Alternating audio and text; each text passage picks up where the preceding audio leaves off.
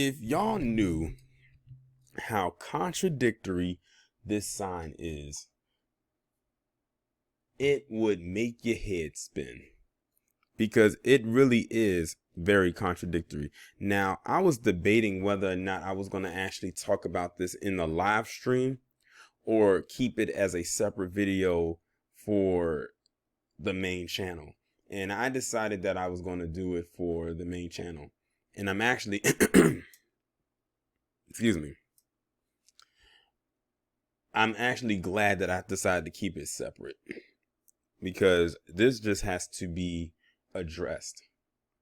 So we know what recently just happened with the shooting in Atlanta with Robert Aaron Long and all of the BS that's coming out behind it.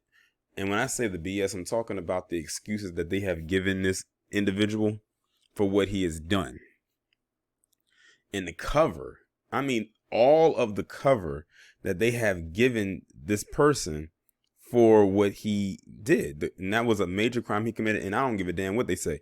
It was a hate crime at the end of the day because he specifically targeted those people. Like they said, he went to one Asian massage parlor, then he went to two more, and he had a plan to go all the way to Florida and do the same thing there. And it was even some documents that came out saying that he wanted to kill all the Asians. So that was a hate crime, in my honest opinion. And you have people like Juju Chang, and shout out to Town Biz because he's been going in on her lately. And that's something that I've been saying on Twitter for a while, that we have to clap back at these people. We have to get ahead of this before they get away with this. I said that a couple weeks ago, but what I am noticing is that there are some black people that are pushing back against this narrative that they're trying to construct against us. Because we have been taking slings and arrows for so long, but something else that's been happening for a long time too is we've been taking the water weight for all these other groups too. I mean, I can go down a laundry list of incidents of times Asians have been very nasty towards black people, even outside of how they treat their black customers in these stores, which we keep telling people to stop going in and stop patronizing these stores. But people like to be hard-headed and continue to go into these establishments. But it is what it is. You can't help and save everybody. So, you know, you think of so many instances of this happening, and then you have people like Juju Chang who gets out there and puts this propaganda out there that black people are going out there and just attacking Asian people just for the simple fact of them being Asian. And that's definitely not the case. So you have this image right here, and I know it probably sounds like, how did he stop talking about one thing and hit to another? I paused it right quick and I lost my train of thought. So now I'm just kind of segueing back into this. Hopefully I pick up wherever I left off and finish out that thought. But you have this image right here, and you had so many Asian people who, like I said, now I remember what I was going to say, that were so tacky and nasty to black people outside of how they treat them inside of these stores. You have, you know, what happened with Latasha Harlins, what happened with Akai Gurley, and so many other instances that have occurred, that stuff should be deemed unforgivable as well as unforgettable. And now that the Asian community is starting to actually feel the effects of, or just a little taste of what black people are going through in recent times, because trust me, they ain't going to get the whole full course meal. They'll never get that. Man, listen, they will probably lose it. I don't know who will lose their mind faster, them or Palm Colored. And with Palm Colored, it doesn't take much for them to take that leap of faith. But I have a feeling the Asian community will probably be the same way. So, you know, that Akai Gurley thing, that one really opened my eyes to how they were. That incident right there showed me everything that I needed to see. Now it's crazy because on this board it says Black and Brown and Asian solidarity, when really we never really had solidarity with either one of these groups. I think there might have been a time when they tried, but it just does not work. Because in America, shoot, in the world, black people are public enemy number one by all. And if you are seen with public enemy number one, then you lose. And people want to be on the winning team. And we're not allowed to be on the winning team unless you're a bootlick. And even then, they still in the outhouse somewhere. So are they really winning? But I came across an article, and I'm not going to read from it, but it's actually what made me want to make this video, where they're basically now doing this thing where they want, or they're asking, or at this point probably begging black people to be their ally because of everything that's going on with them right now. And I was like, hold on, wait a minute. A couple weeks ago, y'all were blaming us for the attacks that were happening to you in your communities, saying it was black people doing this, and black people are expressing anti-Asian violence and discrimination. You had Jeremy Lin, who to this day, we still don't know who he was talking about, who made that so-called claim against that called him C virus. He still never dropped the name because, like I said, it was one of two things. Either one, it didn't happen, or two, it did happen, but it wasn't from a black person. So he's not going to put out another group of people who did it. So that whole thing is just whatever to me. But now you have them saying that they want us to come out and be their allies. I'm sorry, we're not about to do that. I know I'm not, and you can take that however you want, because for far too long, and it's not just with the Asian community, but it's with every community for the most part, we have always had to put our issues on the back burner and to the side to help other people elevate. I posted a tweet on Twitter before I made this video. I said 2021 is the year black people as a collective put their foot down. And by that, I mean finally stop throwing on the cape for all these other groups. Just say no. And I'm not using that as a reference to Nancy Reagan and her Just Say No campaign of the 80s. When I say just say no, whenever they ask for help, just say no. It is no problem with saying no. It is no problem with that. We got our stuff we have to deal with. They can deal with it. Hell, they actually have they're in a much better position to get their stuff together. But now they've actually now figured out that they aren't as model minority as they claim to be. And it's crazy because I never heard an Asian person say that model minority word until today when I saw it on television. And it caught me by surprise because it was an Asian man who was talking. And, it was in reference to what happened at the parlors in Atlanta.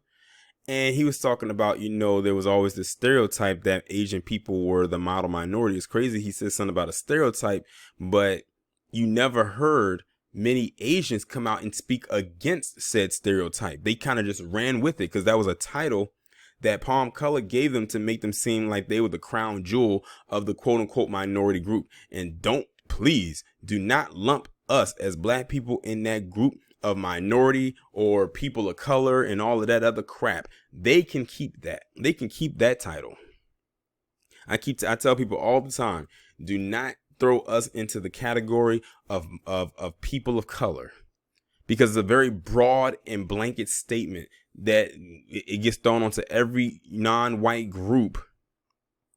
But black people end up getting the crumbs at the end of the day every single time. No, keep us separate. If they want to be called people of color, let them have it. That can be the title for the Asians, the Hispanics, the Latinos, so on and so forth. But do not lump us in there with that. Please do not. At least, you won't hear it come from me. I'll put it like that. You will not hear that from me. Like I said, it's time for us to really start pushing back against this narrative. And so far, I've seen black people actually start to push back against this narrative. I said, you have to get ahead of it before it gets away from you, because they're going to try everything in their power to push this agenda that we are so bad. The thing is, we know it's not, and I just have to say it right quick. We know it's not every single Asian person that's like that, but the fact of the matter is it's a collective, and that's way too many. When you have people like Juju Chain that can get up there and say something like that on her platform and think she can get away with it and not even so much as form an apology, I heard black people went at her and her social media accounts wherever they could find her, to the point where she hasn't even responded. They basically have scared her into silence. She know what she said was messed up. And now they have this whole Stop the Asian Hate or the Stop Asian Hate campaign. Now, I was actually going to make that as the thumbnail at first, but I said this is the picture I was looking for.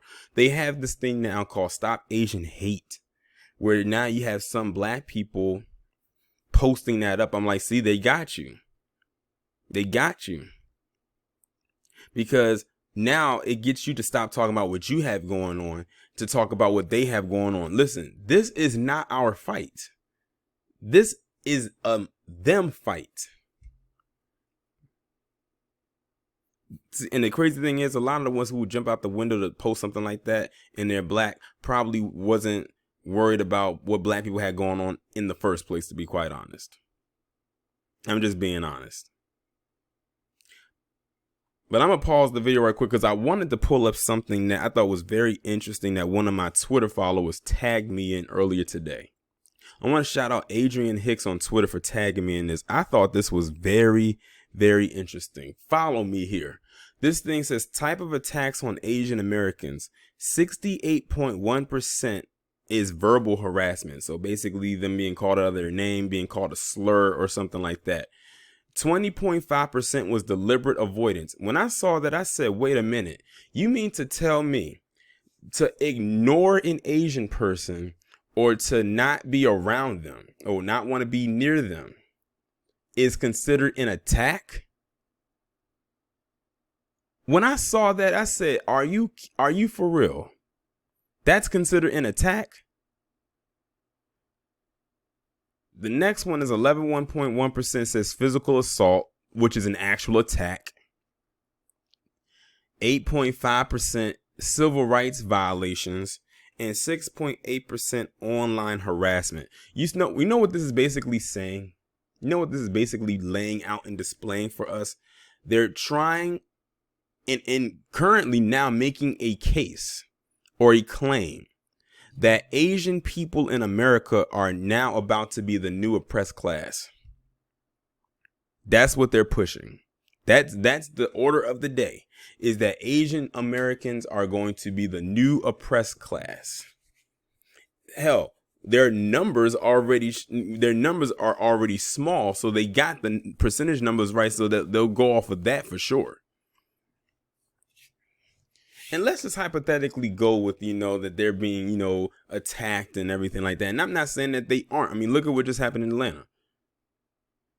If you're going to go with that narrative, at least push it the correct way and stop making it seem like it's us who's doing it. That's the major issue that many black people have. It's the fact that they kept leading with this thing of black people were the ones doing most of these attacks. But now they got egg on their face because all they can do is rotate one or two videos where you saw a black person maybe getting in one of their faces or maybe shoving them or something like that. And it's the same videos that they keep rotating over and over again. That is called pushing propaganda, to push an agenda. But as we have seen recently, you had one actually go into multiple locations and kill people because he wanted to kill Asians and then plan to go to another state to continue his onslaught. Like, he literally pulled a Dylan Roof, and I'm willing to bet they're going to try to use that as a talking point to make it seem like that's why black people have to stand with them, because this was like their Dylan Roof. The only comparison I can make is that you have two guys who are white. I think they both the same age. They both went in there with the intent to kill. That's as far as it goes for me. But all this, we're going to stand and we're going to be out. No. That is a you thing. I don't even remember what the Asian community was doing back in 2015 when Dylan Roof did what he did. But see, here's the thing.